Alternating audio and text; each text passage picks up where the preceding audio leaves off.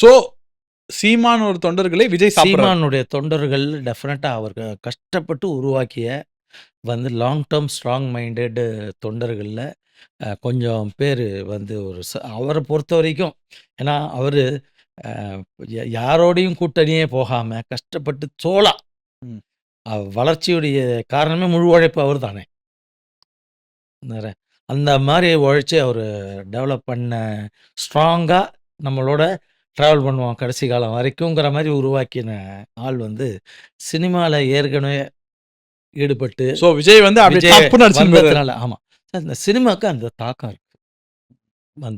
Blind followers blind வெறித்தனம் அவங்கெல்லாம் அநேகமாக ஃபெனட்டிக்ஸ் ஃபேன்ஸ் இல்லை ஃபெனட்டிக்ஸ்.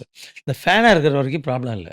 ஃபெனட்டிக்ஸ் ஆனால் தான் பிரச்சனை. ஃபெனட்டிக்காக ஆயிட்டானாக்க அந்த மனுஷன் எந்த விஷயத்துலையுமே மதத்தில் ஃபெனட்டிக் ஆகிட்டாலும் சரி தான், ஜாதியில் ஃபெனட்டிக் ஆகிட்டாலும் சரி தான், இல்லை ஆண்கள் தான் சுப்பீரியர்னு நினைக்கிறதுல ஃபெனட்டிக் ஆகிட்டாலும் சரி தான், இல்லை ஆண்கள் எதிர்க்கிறதுல பொம்பளை ஃபெனட்டிக்காக தீவிரமாக இருந்தாக்க இவங்க அன்றாடம் தவறு பண்ணிட்டு தான் இருப்பாங்க.